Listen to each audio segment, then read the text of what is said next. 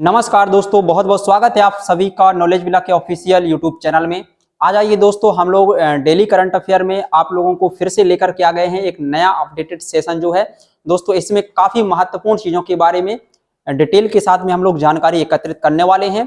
तो आप सभी लोग जो है इस सेशन को ज्यादा से ज्यादा दोस्तों के साथ में शेयर करें ताकि सभी लोग करंट अफेयर के इस सेशन का आनंद उठा सकें और देश दुनिया की खबरों से परिचित हो सके। तो चलिए आज की देखते हैं पहली खबर क्या है जो है यहाँ पर। देखिए फर्स्ट न्यूज आपके सामने यहाँ पर ये निकल करके आ रही है। देखिए आप सभी लोग यहाँ पर देख लीजिए।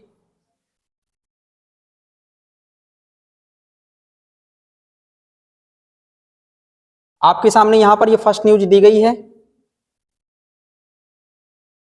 लीजिए।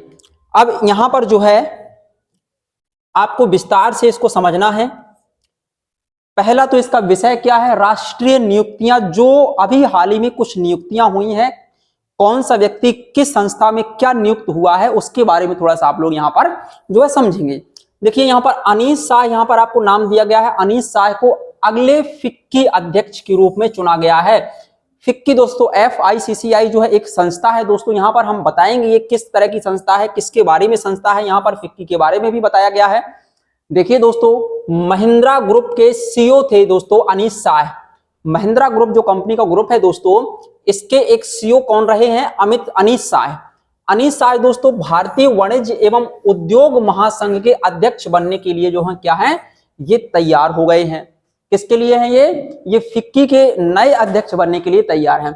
वह दोस्तों दिसंबर 2023 में कार्यभार ग्रहण करेंगे। दिसंबर में इनको जो है पद मिलेगा। दिसंबर 2023 में दोस्तों ये कार्यभार क्या करेंगे, ग्रहण करेंगे। अनीस शाह वर्तमान में फिक्की के वरिष्ठ उपाध्यक्ष हैं, है ना। वर्तमान में अभी ये उपाध्यक्ष हैं, लेकिन अध्यक्ष का पद इनको दिसंबर 2023 में ही मिलने वाला है। ध्यान देना। वह 96वीं वार्षिक आम बैठक के बाद अध्यक्ष के रूप में सुब्रकांत पांडे का स्थान लेंगे दोस्तों। सुब्रकांत पांडे, यहाँ पर पांडे है, सुब्रकांत पांडे का जो है ये क्या लेंगे, स्थान लेंगे। मतलब अभी वर्तमान में अध्यक्ष सुब्रकांत पांडे हैं फिक्की के, और अब ये बनेंगे। क्लियर। अनीस शाह महिंद्रा ग्रुप के CEO और महिंद्रा एंड महिंद्रा कंपनी के प्रबंधक जो है रहे हैं ये अभी तक। इससे पहले वह 2009 से लेकर के 2014 तक GI कैपिटल इंडिया के अध्यक्ष और CEO भी रह चुके हैं। तो आप देख सकते हैं कि जो है आपके अनीस शाह जो है काफी सारी कंपनियों का यहाँ पर इन्होंने पदभार संभाला है, और इस तरह से अब इनको जो है फिक्की के अध्यक्ष के रूप में इनको नियुक्त होने की यहाँ पर बात हो रही है। भारतीय वाणिज्य एवं उद्योग महासंघ, ये है दोस्तों फिक्की को हिंदी में इसका पूरा नाम होता है भारतीय वाणिज्य एवं उद्योग महासंघ। जो है ये भारत का सबसे बड़ा और सबसे पुराना और शीर्ष व्यापारिक गैर सरकारी व्यापार संघ है। क्लियर। ये सबसे बड़ा व्यापारिक संघ है भारत का। क्लियर। इसकी स्थापना 1927 में हुई थी दोस्तों। कब हुई थी, 1927 में जो है इसकी स्थापना हुई थी। और इसका मुख्यालय कहां पर है, नई दिल्ली में इसका मित्रों मुख्यालय है। ये सारी बातें जो है आपको यहाँ पर याद रखना है। तो अनीस शाह का नाम आप लोग रखेंगे यहाँ पर याद। अगले आने वाले एग्जाम्स में यदि आपसे पूछा जाता है कि फिक्की के अध्यक्ष कौन है, तो आप अनीस शाह का नाम ही उनको बताएंगे। एग्जाम में भी पूछा जाए तो अनीस शाह का नाम आपको यहाँ पर बताना होगा। बात समझ में आ रही है। चलिए अब बढ़ते हैं अपनी अगली खबर के बारे में, है ना। इसकी PDF हम आपको ग्रुप में प्रोवाइड करवा देंगे। ठीक है दोस्तों। चलिए देखिए, इसका विषय है महत्वपूर्ण दिन। अब दिन के बारे में यहाँ पर देखना है कि कोई दिवस या दिन कोई मनाया गया, तो उसके बारे में थोड़ा सा आप लोगों से हम यहाँ पर बात करना चाहेंगे। देखिए दोस्तों, महिलाओं के खिलाफ हिंसा उन्मूलन के लिए अंतरराष्ट्रीय दिवस जो है 25 नवंबर को यहाँ पर क्या है, मनाया गया। अभी 25 नवंबर का दिन जैसे ही निकला कि यहाँ पर न्यूज निकल करके आ गई आप सभी लोगों के साथ में, महिलाओं के खिलाफ हिंसा उन्मूलन के लिए अंतरराष्ट्रीय दिवस 25 नवंबर को जो है यहाँ पर मनाया गया। अब इसके बारे में जानकारी अपन को लेना चाहिए। बिल्कुल, महिलाओं के खिलाफ हिंसा उन्मूलन के लिए अंतरराष्ट्रीय दिवस हर साल 25 नवंबर को मनाया जाता है। ये प्रतिवर्ष से मनाया जाता है 25 नवंबर को। महिलाओं के खिलाफ हिंसा को उन्मूलन करने के लिए, हिंसा को खत्म करने के लिए यह आपका एक डेडिकेटेड जो है दिवस मनाया जाता है। आप सभी लोगों को याद रखना है। इसका मुख्य उद्देश्य तो आप लोग सभी समझ गए होंगे कि जो आपका डोमेस्टिक वायलेंस होता है महिलाओं के साथ में, और इसके अलावा जो रेप जैसी घटनाएं हैं उनके इनसे संबंधित जो है महिलाओं के खिलाफ हिंसा के विभिन्न रूपों के पीड़ितों के बारे में जागरूकता फैलाना इसका क्या है, उद्देश्य है। जो महिलाओं को विभिन्न तरीके से यहाँ पर पीड़ित किया जाता है, महिलाओं के कई प्रकार के अधिकारों का हनन किया जाता है हमारे समाज में, उन सब चीजों के खिलाफ क्या है यहाँ पर क्या करना है, यहाँ पर जागरूकता फैलाना है। इसी के लिए एक यहाँ पर कंप्लीटली एक दिवस मनाया जाता है 25 नवंबर को, महिलाओं के खिलाफ हिंसा उन्मूलन के लिए एक अंतरराष्ट्रीय दिवस है। इस दिन दोस्तों लिंग आधारित हिंसा के खिलाफ 16 दिनों की सक्रियता शुरू होती है। 16 दिनों तक इस चीज पर विशेष भारत सरकार जागरूकता फैलाने के विभिन्न प्रकार के कार्यक्रम चालू करती है, जिसके माध्यम से महिलाओं के खिलाफ हिंसा एवं किसी भी तरह का लिंग आधारित जो है उनके साथ में भेदभाव ना हो। आप सभी को पता है कि महिलाओं को हमारे इतिहास से लेकर के आज तक देखा जाए तो हमेशा से ही दबाया गया है। महिलाएं समाज का हमेशा उनको कमजोर हिस्सा समझा गया है, जबकि ऐसा है नहीं है। महिलाएं बहुत ही सशक्त और मजबूत हिस्सा है हमारे देश का, और इनको हमेशा से ऐसा समझा गया है कि ये कमजोर तबका है, इनको नीचे ही रखा गया है। हमेशा इनको पूरी तरह से संपूर्ण अधिकार नहीं प्रोवाइड किए गए हैं, लेकिन देश आजाद होने के बाद जो है इनको आरक्षण, रिजर्वेशन जैसी व्यवस्थाओं के माध्यम से यहाँ पर दोस्तों क्या किया गया, महिलाओं को विभिन्न प्रकार के अधिकार दिए गए। रिजर्वेशन के माध्यम से उनको लगातार आगे बढ़ाने की कोशिशें जारी हैं।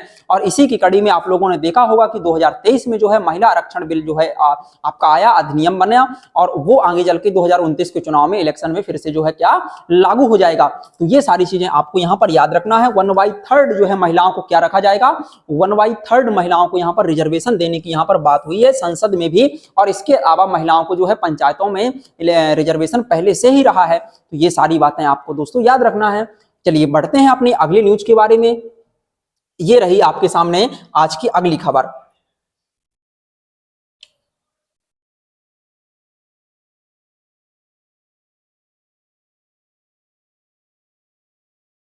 इसको देखिए दोस्तों, इसमें क्या बताया गया है, यहाँ पर इसका विषय क्या है, राज्य समाचार यूपी से संबंधित खबर निकल करके आप लोगों के सामने आ रही है। यहाँ पर इसमें देखिए बुंदेलखंड एक्सप्रेसवे, वही दोस्तों बुंदेलखंड एक्सप्रेसवे है जो कुछ समय पहले पानी बरसने के कारण यहाँ पर पानी निकल गया था और सड़क थोड़ा सा कट गई थी, है ना। तो इस तरह से लोग बहुत ज्यादा इसको शेयर किए, बहुत ज्यादा लोग चर्चा में लिए इसको कि बुंदेलखंड एक्सप्रेसवे जो है उद्घाटन के कुछ दिन बाद ही जो है ढह गया था। यही बुंदेलखंड एक्सप्रेसवे है उत्तर प्रदेश का पहला सौर ऊर्जा एक्सप्रेसवे बनने जा रहा है। अब देखिए दोस्तों इसकी तरक्की किस तरह से यहाँ पर जो है हो रही है। बुंदेलखंड एक्सप्रेसवे उत्तर प्रदेश का पहला सौर ऊर्जा एक्सप्रेसवे क्या है, ये बनने जा रहा है। दोस्तों आपको याद रखना है, यहाँ पर कुछ पॉइंट इसके बारे में यहाँ पर बताए गए हैं। उत्तर प्रदेश सरकार बुंदेलखंड एक्सप्रेसवे के किनारे 1700 हेक्टेयर भूमि पर, अब यहां पर दोस्तों महत्वपूर्ण बात आप लोगों के लिए निकल करके आ रही, देखिए 1700 हेक्टेयर भूमि पर क्या लगाएगी, सोलर प्लांट लगाने की योजना है दोस्तों। और इसकी वजह से फायदा क्या होगा, बिजली जो बनेगी दूसरी यूज के लिए वो अलग है, और एक्सप्रेसवे पर जो लाइटिंग की व्यवस्था होती है उसके लिए एनर्जी का प्रोडक्शन जो है दोस्तों यहीं से किया जाएगा। क्लियर ना। तो आप लगातार देख रहे हैं दोस्तों कार्बन की इमिशन को कम करने के लिए भारत लगातार इस तरह से सौर ऊर्जा, है ना, और इसके अलावा पानी से बनने वाली यानी कि बिजली से बनने, पानी से जो बनने वाली बिजली है इनकी ओर लगातार बढ़ रहा है, यानी कि ग्रीन एनर्जी की ओर भारत लगातार कोशिश कर रहा है ना। क्योंकि 2070 तक जो है यहाँ पर भारत सरकार ने अंतरराष्ट्रीय स्तर पर ये कस्में खाई हैं कि हम जीरो कार्बन इमिशन करेंगे। जीरो कार्बन इमिशन करने का मतलब कि हम कार्बन के उत्सर्जन को कम करेंगे, और उत्सर्जन को कम करने के साथ साथ में दोस्तों क्या किया जाएगा, जितना उत्सर्जन करेंगे उतना कार्बन का अवशोषण भी हम करेंगे, यानी कार्बन को खत्म करने की टेक्नोलॉजी, पेड़ पौधे, इन सारी चीजों को भी हम यहाँ पर डेवलप करेंगे। तो इस तरह से इसको भी आपको ध्यान रखना है। अब अगला पॉइंट क्या है, बुंदेलखंड एक्सप्रेसवे के किनारे लगे ये सोलर प्लांट 550 मेगावाट सौर ऊर्जा पैदा करेंगे। दोस्तों ये बहुत छोटा नहीं है दोस्तों आंकड़ा, 550 मेगावाट की बिजली उत्पन्न जो है यहाँ पर दोस्तों की जाएगी। यह परियोजना उत्तर प्रदेश एक्सप्रेसवे औद्योगिक विकास प्राधिकरण यानी कि UPEIDA के द्वारा क्रियान्वित की जाएगी। इस संस्था के द्वारा यह परियोजना जो है क्रियान्वित की जाएगी। परियोजना से संबंधित ड्यू डिलिजेंस स्टडी पूरा हो चुका है, मतलब इसके बारे में सारी चीजों को पूरा कर लिया गया है, और रुचि अभिव्यक्ति चरण अगस्त 2023 में पूरा हो गया है। तो ये सारी चीजें जो है यहाँ पर ध्यान देना है। क्लियर। इस परियोजना का जीवन काल 25 वर्ष होगा। ये जो परियोजना चल रही है दोस्तों ये कब तक के लिए रहेगी, 25 वर्ष तक के लिए रहेगी, है ना।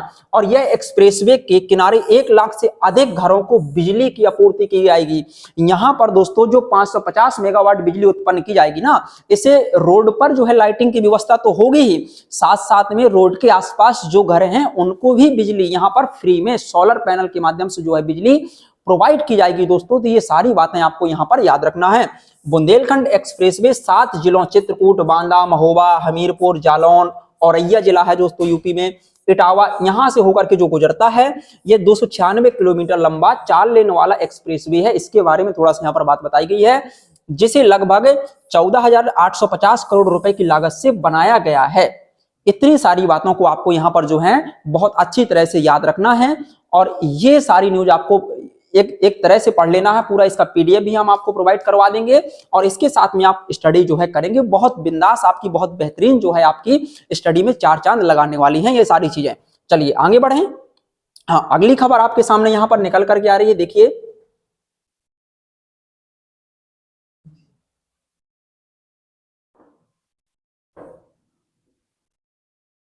ये यहां पर आपके सामने अगली खबर रही। विशेष समाचार में व्यक्ति, भैया एक फिल्म निर्देशक रहे हैं राजकुमार कोहली। राजकुमार कोहली जिन्होंने नागिन जैसी फिल्मों का है ना, काफी सारी फिल्मों को इन्होंने इस पर काम किया है। 95 वर्ष की उम्र में इनका निधन हो गया है। किनका? राजकुमार कोहली जी का इनका निधन हो चुका है। ये दिग्गज फिल्म निर्देशक थे और निर्माता भी थे। राजकुमार कोहली का दिल का दौरा पड़ने से इनका निधन हो गया है, यानी कि हार्ट अटैक आने के कारण से जो है यहाँ पर इनका निधन हुआ है। इन्होंने 1963 में अपनी पहली फिल्म है ना सपनी है ना, इसका निर्देशन किया और निर्माण किया था। पहली मूवी जो है इन्होंने यहां पर बनाई थी, उन्हें जानी दुश्मन। ये मूवी तो आप लोगों के जो है जमाने में बहुत ज्यादा हिट रही मूवी है जानी दुश्मन। नागिन मूवी कईयों बार लोग देखे हैं। पति पत्नी और तवायफ मूवी भी बहुत ज्यादा देखी गई है, हिट मूवियों में से एक है। इन्होंने इस पर काम किया है। आदि फिल्में बनाने के लिए इनको जाना जाता है। तो काफी महत्वपूर्ण मूवियों पर इन्होंने जो है यहाँ पर काम किया है। बतौर निर्देशक इन्होंने अपने करियर में 15 से अधिक फिल्मों का निर्देशन किया है। 15 से अधिक मूवी पर इन्होंने जो है काम किया है। क्लियर? तो ये दिग्गज फिल्म निर्माता हैं और निर्देशक हैं जिनका नाम है राजकुमार कोहली। इनका हाल ही में अभी जो है 95 ईयर की एज में इनका निधन हो गया है। तो ये सारी बातें दोस्तों आप सभी को यहाँ पर याद रखना है। बढ़ते हैं दोस्तों अगली खबर की ओर। नेक्स्ट खबर क्या है देखिए, यहाँ पर आप लोग इसके बारे में जो है जरूर पढ़ेंगे।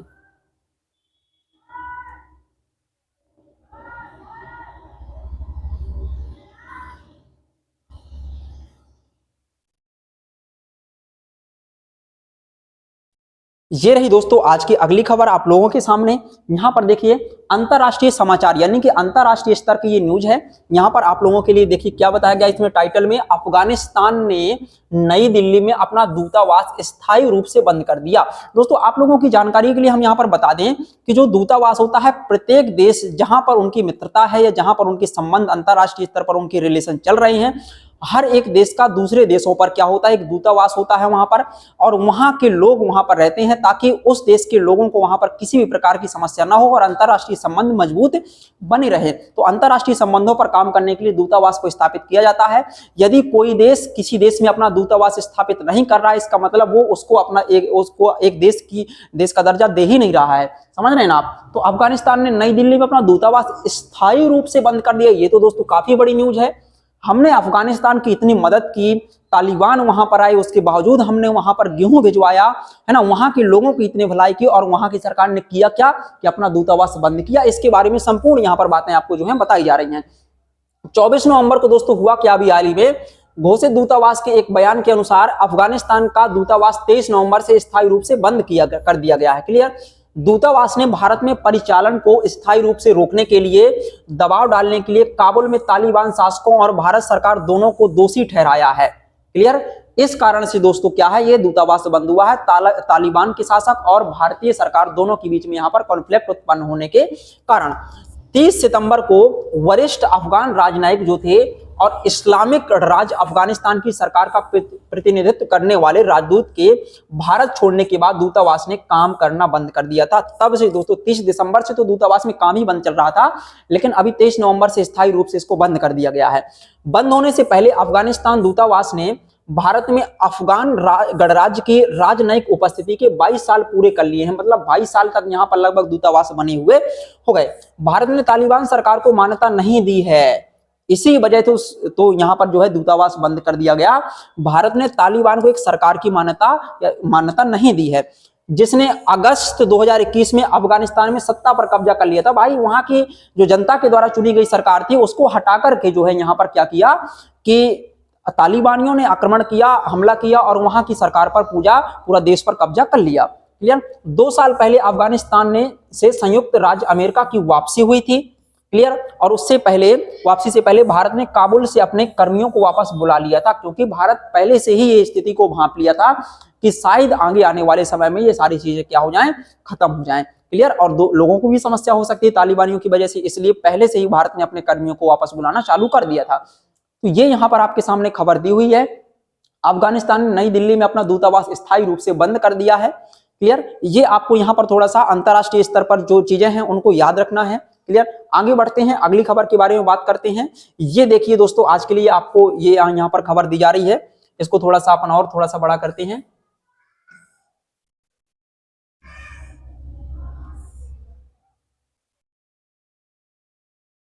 देखिए भैया, यहां पर चीजों को समझिए।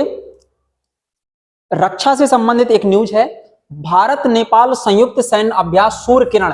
हम कईयों बार आपको बता चुके हैं कि यहां पर जो है 17वीं जो सूर्य किरण का अभ्यास हुआ है, 17वें नंबर का सूर्य किरण पिथौरागढ़ में शुरू हुआ है दोस्तों, नेपाल में, है ना। तो यहां पर ये चीजें याद रखना, भारत और नेपाल के बीच में सूर्य किरण युद्ध अभ्यास होता है। ये इतने नंबर का सूर्य किरण युद्ध अभ्यास इस बार हो रहा है, ये शुरू हुआ है। 334 सैन्य कर्मियों वाली नेपाल सेना की एक टुकड़ी 17वें संयुक्त सैन्य अभ्यास सूर्य किरण में भाग लेने के लिए भारत आ गई हैं। भारत और नेपाल के बीच में आपसे पूछा जाए कौन सा युद्ध अभ्यास होता है, तो भैया तो उस युद्ध अभ्यास का नाम क्या है, सूर्य किरण युद्ध अभ्यास। यह नवंबर 24, है ना, से 7 दिसंबर 2023 तक उत्तराखंड के पिथौरागढ़ में आयोजित किया जा रहा है। कहां पर होगा इसका आयोजन, उत्तराखंड के पिथौरागढ़ में जो है दोस्तों इसका आयोजन होगा। यह एक वार्षिक कार्यक्रम है और दोनों देशों में बारी बारी से आयोजित किया जाता है। एक बार नेपाल में होगा, एक बार भारत में होगा, तो इनका बारी बारी से जो है आयोजन होता है। आपसे अगर कोई पूछे कि ये युद्ध अभ्यास होते क्या है, क्यों है, देखिए दोनों देशों के बीच में, सेनाओं के बीच में, है ना, सरकारों के बीच में सहयोग को बढ़ावा देने के लिए और किसी स्पेशल मुद्दे पर या कोई जो दोनों की संयुक्त समस्या है उनको खत्म करने के लिए जो है यहाँ पर दो देशों की सेनाओं के बीच में युद्ध अभ्यास संयुक्त रूप से आयोजित किया जाता है। एक प्रकार से प्रैक्टिस होती है। क्लियर। 354 जवानों वाली भारतीय सेना की टुकड़ी का नेतृत्व कुमाऊं रेजिमेंट की एक बटालियन द्वारा किया जा रहा है, कुमाऊं रेजिमेंट की, जबकि दूसरी ओर नेपाल सेना की टुकड़ी का प्रतिनिधित्व तारा दल बटालियन द्वारा किया जा रहा है। ये सारी इसके बारे में यहाँ पर खबर दी गई है। अभ्यास का उद्देश्य क्या है, अभ्यास का उद्देश्य यहाँ पर आप देख सकते हैं, जंगल युद्ध, समझ रहे हैं ना, जंगल युद्ध, पर्वतीय क्षेत्रों में आतंकवाद विरोधी अभियानों और मानवीय सहायता और आपदा राहत में परिचालन प्रक्रिया को बढ़ाना है। ये क्या है, इस युद्ध अभ्यास का प्रमुख उद्देश्य है दोस्तों। यह अभ्यास ड्रोन की तैनाती और ड्रोन रोधी उपायों, चिकित्सा, प्रशिक्षण, विमानन पहलुओं और पर्यावरण संरक्षण पर केंद्रित होगा। इन गतिविधियों के माध्यम से सैनिक अपनी परिचालन क्षमताओं को बढ़ाएंगे, अपने युद्ध कौशल को निखारेंगे और चुनौतीपूर्ण परिस्थितियों में अपने समन्वय को मजबूत करेंगे। तो ये सारी चीजें जो है आपको यहाँ पर याद रखना है दोस्तों। भारत और नेपाल के बीच में आपका कौन सा युद्ध अभ्यास होता है, सूर्य किरण अभ्यास भारत और नेपाल के बीच में आयोजित होता है। भारत और नेपाल, नेपाल से संबंधित दोस्तों एक बहुत ही महत्वपूर्ण खबर आपको हम लेकर के आने वाले हैं, क्योंकि आजकल नेपाल में हिंदू राष्ट्र की मांग हो रही है और राजशाही, है ना, राजशाही हिंदू राष्ट्र की मांग हो रही है नेपाल में, और बहुत ही ज्यादा लोग वहां पर सड़कों पर उतर आए हैं आंदोलन करने के लिए।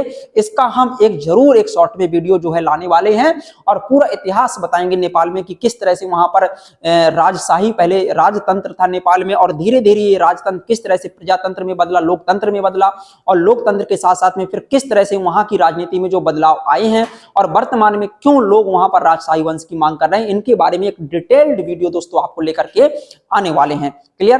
तो दोस्तों ये शायद आज की अंतिम खबर रही है, अंतिम खबर है आज की ये, और इसी के साथ में दोस्तों इस सेशन को हम लोग समाप्त करते हैं। मिलते हैं आप लोगों के साथ में अगले वीडियो के साथ में, अगली अपडेटेड न्यूज के साथ में। तब तक बने रहिए हमारे साथ में। दोस्तों वीडियो पसंद आए तो वीडियो को लाइक करें और चैनल को सब्सक्राइब जरूर करें। मिलते हैं अगली वीडियो के साथ में, तब तक के लिए धन्यवाद। जय हिंद, जय भारत।